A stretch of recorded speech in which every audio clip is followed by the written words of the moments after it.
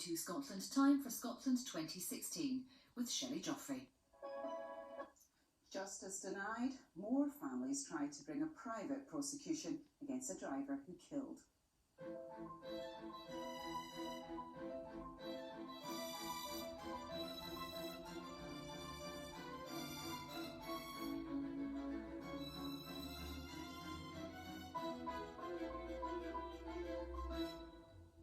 Hello and welcome to Scotland 2016.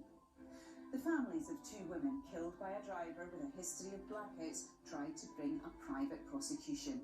What chance of success? And a deferential culture at the BBC with untouchable stars allowed Jimmy Savile to abuse for decades. Could it happen again?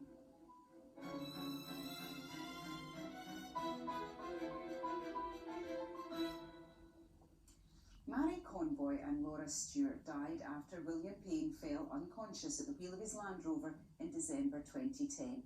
Today we learned their families will now pursue a private prosecution against him for their deaths.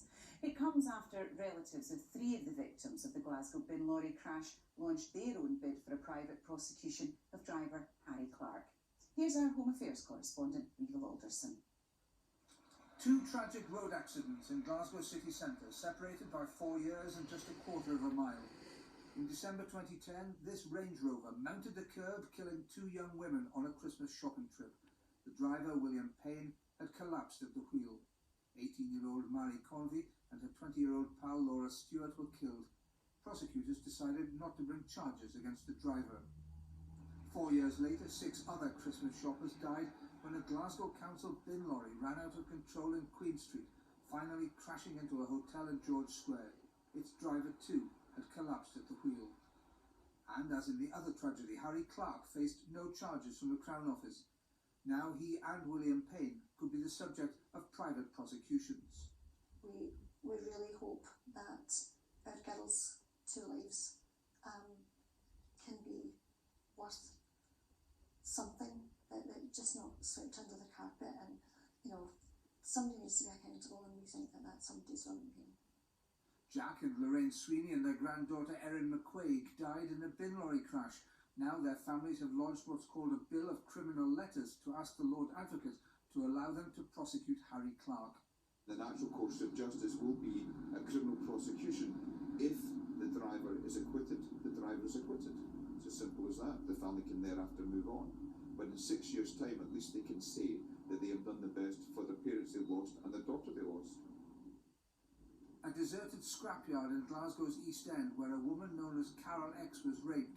She successfully brought a private prosecution, only the second such case last century. There have been none since. The legal hurdles for this sort of private case, which must be overcome, are tough. First, the Lord Advocate, Scotland's senior prosecutor, must grant concurrence, signifying he's happy for it to go ahead. If he doesn't, the High Court can still allow it, so long as there's a sufficiency of evidence, in other words, whether the case has a good chance of succeeding. And the court must also establish if there are exceptional circumstances to allow a private prosecution, bearing in mind the Crown has decided not to bring charges. Last August, Scotland's senior prosecutor, the Lord Advocate, told me why in law the bin lorry driver couldn't be prosecuted. It's quite clear, there's no dispute, that Mr Clark was unconscious at the wheel of the bin lorry. So he's not in control of the bin lorry, so he doesn't have the required criminal intention unless you can demonstrate foreseeability. Now what does that mean? That means it must be foreseeable. In other words, Mr Clark, as a result of his ongoing medical condition, must know that he was unfit to drive on that day. The Crown believes that decision remains correct, but this leading QC says prosecutors could have brought a case against Harry Clark, but he recognises how difficult it will be for families to bring a private case against him or against William Payne. One of the concerns, I suspect, that any court dealing with this matter will have would be what would be termed the floodgates argument, that if you allow private prosecutions to take place on any kind of regular basis, then the courts potentially could be inundated with people making such requests.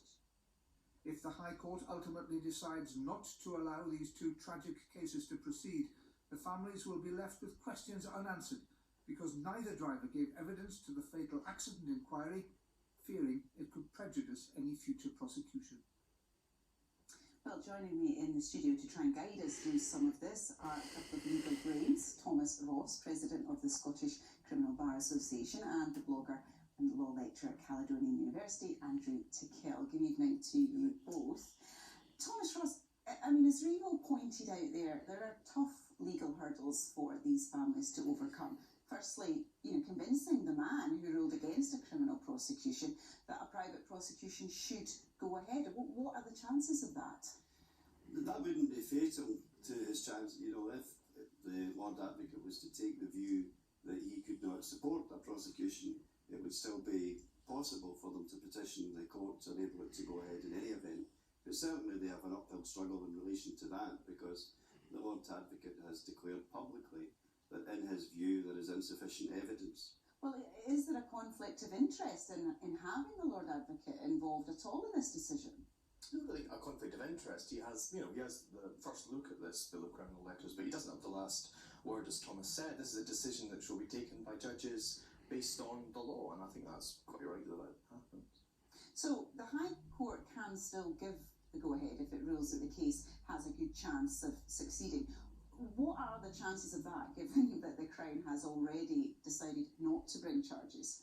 Well, it's almost impossible to assess because, as you know, the only recent case took place in the 1980s, and that was a case where there had been a procedural mishap, and in short, everybody was delighted that the prosecution should go ahead. So there was no counter-argument in relation to that. So we're really entering new ground so far as the tests which will be applied by the High Court are concerned. However, in other cases they have used language such as exceptional and special circumstances and language of that type, and it might be difficult for them to argue that a mere decision by one of the law officers to the effect that there's insufficient evidence would constitute special circumstances.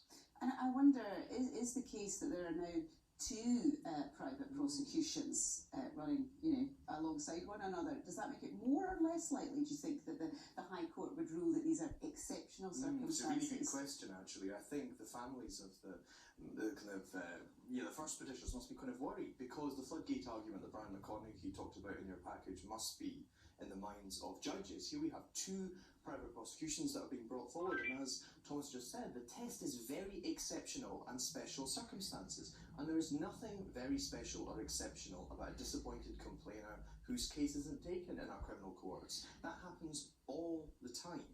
So I think that is going to be a problem for both families here. That it was an uphill struggle anyway, but I think it may well focus the minds of the High Court here. I mean, it obviously is very upsetting for all the families involved in this.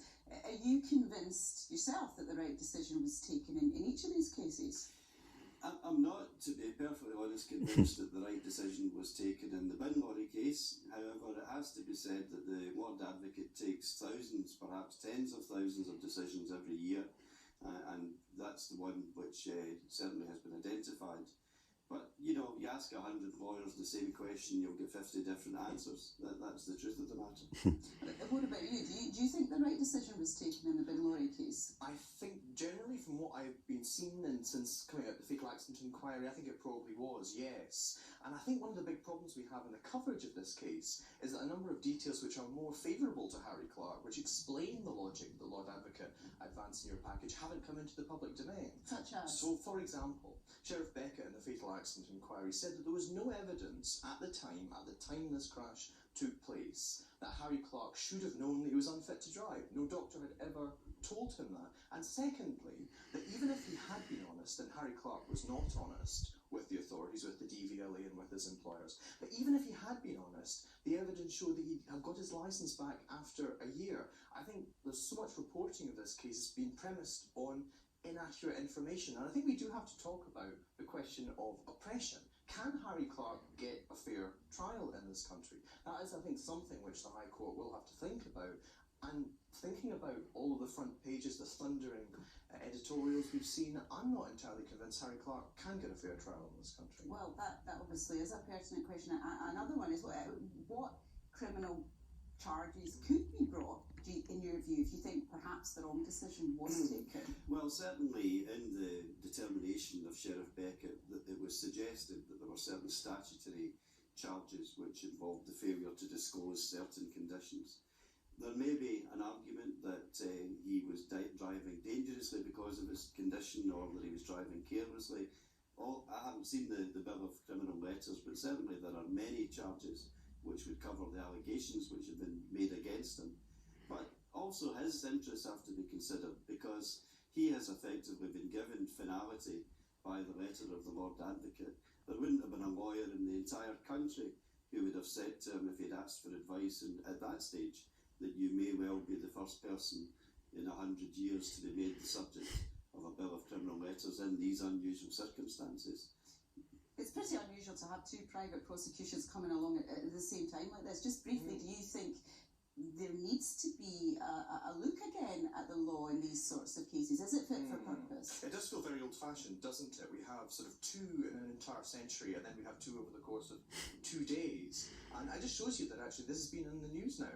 It's going to be something that a number of aggrieved families, aggrieved individuals will look at and think, I could do that too, I could take this forward. So I think it's something that Holyrood may well find itself forced to look at now. Okay, there we must leave it. Thank you both for coming in this evening. Now, a deferential culture